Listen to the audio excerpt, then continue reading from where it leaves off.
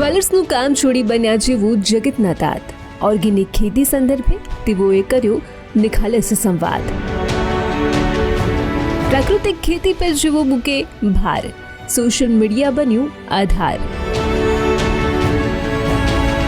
જ્યાં લોકો કહેતા હતા કે ગુજરાતમાં અંજીર શક્ય નથી, ત્યાં બહુચરાજીના ખેડૂતે એક નવો જ ઇતિહાસ લખી દીધો. સંપૂર્ણ ગાય આધારિત ખેતી, ગાયનું છાણ, ગૌમૂત્ર અને પ્રકૃતિનો આશીર્વાદ સાથે 20 વીઘા જમીનમાં 2000 અંજીરના છોડ, 2000થી વધુ આંબા, 500થી વધુ લીંબુ. ઓર્ગેનિક ખેતી, ઓછી કિંમત, વધુ વિશ્વાસ સાથે આજે આ ધરતીપુત્ર કેવી રીતે બન્યા છે પ્રગતિશીલ ખેડૂત, હવે તે પણ જાણીએ. જે સોનાને ઘસી ઓળખી લેતા, જે ચાંદીને ટીપી જોઈ લેતા, એ દિનેશભાઈ પંચાલ આખરે કેવી રીતે બન્યા પ્રગતિશીલ ખેડૂત, જેમના ખેતરમાં ઓર્ગેનિકની સાથે સાથે આપણે જોઈએ કે ઉત્તર ગુજરાતમાં પહેલી વખત જેમણે અંજીરની ખેતી કરી અને એમાં પણ પ્રગતિ મેળવી. દિનેશભાઈ પંચાલ મારી સાથે છે. દિનેશભાઈ, જ્વારી છો, હીરો પહેલાં જોઈ લેતા અને ઓળખી લેતા. એમ કહેવાય કે હીરાની ઓળખ છે એ જ્વારીને જ થાય, પણ આ ખેડૂતની લાઈનમાં આવવું અને એમાં પણ પ્રગતિશીલ ખેડૂત બની અને અંજીરની ખેતી કરવી, આ વિચાર ક્યાંથી મનમાં ઉદ્ભવ્યો અને ક્યાંથી આટલું બધું એ જે પ્રગતિ મળી અને સાથે એ શું ઉદ્દેશ્ય સાથે ખેતીમાં? મારો ઉદ્દેશ તો પ્રાકૃતિક ખેતીનો જ છે. આપણે બહુ ખાતરવાળી વસ્તુ ખાધેલી પહેલાં, અને હવે ટોટલી ગાય આધારિત ખેતી. એમ ગાયના છાણ જ નાખવાનું અને ગૌમૂત્રનો ઉપયોગ કરીને આ ટોટલી અંજીરની ખેતી કરેલી છે મેં. મારો એક શોખ છે કે કંઈક સમાજને એવું ખવડાવીએ કે જે નુકસાન કરતા ના હોય.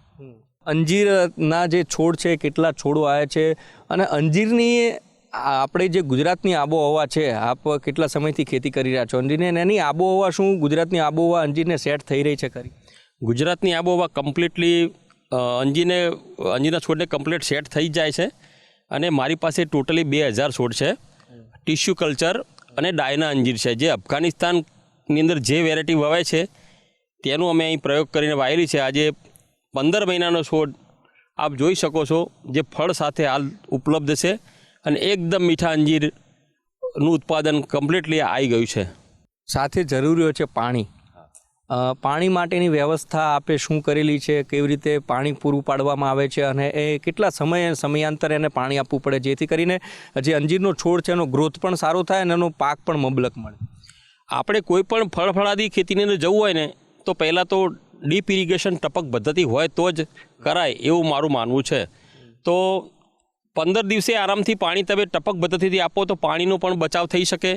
એટલે મારા ખેતરમાં લીંબોળી, આંબા અને અંજીરમાં સંપૂર્ણ ડીપ ઇરિગેશન પદ્ધતિથી અમે પાણી આપીએ છીએ, અને જેના કારણે પાણીનો પણ બચાવ છે અને છોડનો પણ વિકાસ સારો રહે છે. હવે અન્ય ખેડૂતને તમારામાંથી જો પ્રેરણા લેવી હોય તો અંજીરની ખેતી કેવી રીતે થઈ શકે અને વાર્ષિક આપણું ઉત્પાદન જોઈએ તો કેટલું મળી શકે છે? કારણ કે અત્યારે ગુજરાતમાં આપણે જોઈએ તો કિસાનો સાથે સરકાર ચાલી રહી છે. સરકાર પણ કિસાનોનું એટલું વિચારી રહી છે, કોઈ પણ યોજના બધી જ રીતે. અને પ્રાકૃતિક ખેતીને ખુદ રાજ્યપાલ પણ પ્રાધાન્ય આપી રહ્યા છે, આપણા વડાપ્રધાનને મુખ્યમંત્રી પણ આપી રહ્યા છે. આમ તો ચીલાચાલુ ખેતી કરતાં ઘણા જ ફાયદાવાળી વસ્તુઓ છે. એટલે ખેડૂતોને મારી નમ્ર વિનંતી છે કે ચીલાચાલુ ખેડૂતી છોડીને કંઈક એવી ખેતી કરો કે જે તમારું કંઈક 2 પૈસા વધારે કમાઈ શકો એમ.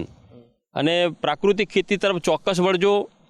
અને સમાજને આપણે બહુ ખાતરવાળું ખવડાવ્યું છે હવે, અને વધારે પડતું છાણવાળું ને કંઈક આમ પ્રાકૃતિક ખેતીવાળું ખવડાવીએ, એવું મારે ખેડૂતોને અનુરોધ છે. બીજું અંજીર સિવાય આપની પાસે બીજા કયા છોડ અથવા તો ફળ છે જે એ પણ ઓર્ગેનિક છે અને એ પણ લોકો આરોગ્ય તો એમનું પણ સ્વાસ્થ્ય છે સારું થાય? મારી પાસે 10 પ્રકારની કેરીના છોડ છે. 2000 મારી પાસે કમ્પ્લીટલી આંબાના છોડ છે. મારી પાસે આંબા છે, મારી પાસે મહોગનીના છોડ પણ છે, જે ઇમારતી લાકડું છે. મોસંબી, લીંબુના મારી પાસે 500 છોડ છે. અને કોઈ પણ ફળફળાદી બોલો, લગભગ મારી પાસે ડ્રેગન ફ્રૂટ છે, મોસંબી છે, ચીકુ છે.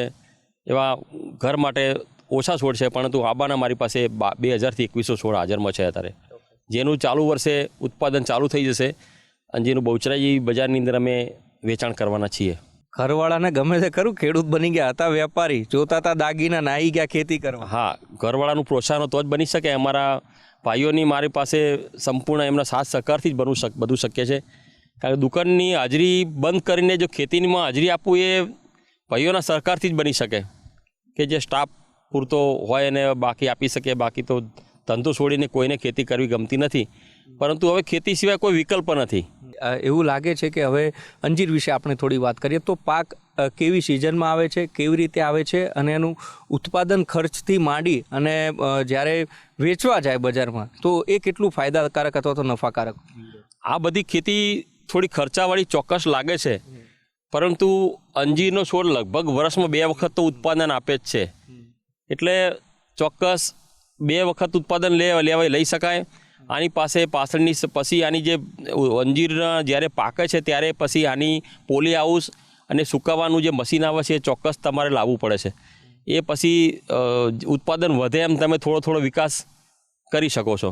ચોક્કસથી. તો Dineshbhai Panchal, studio on wheel એ અમારો નવો અભિગમ છે અને એમાં અમે તમામ પ્રકારના એ લોકોને આવરી લઈએ છીએ કે જે અલગ અલગ ક્ષેત્રમાં એક નામના મેળવે. એવા જ દિનેશભાઈ પંચાલ કે જેઓ હતા તો જોહરી, હજી પણ છે જ, પણ હવે દાગીનાની સાથે સાથે હવે ફળની પણ એ જે ગુણવત્તા છે એ જોઈ રહ્યા છે ને એટલા માટે જ પ્રગતિશીલ ખેડૂત છે બન્યા છે. અંજીરની ખૂબ સારી એવી ખેતી રહ્યા છે. એનાથી ઉપરાંત આંબા પણ વાવ્યા છે, ચીકુડી પણ વાવી છે, ડ્રેગન ફ્રૂટ પણ વાવ્યા છે અને એથી વિશેષ આ બધું જ ઓર્ગેનિક છે. એટલે આવા જ વ્યક્તિઓને અમે મળાવતા રહીશું સ્ટુડિયો ઓન વ્હીલનીમાં.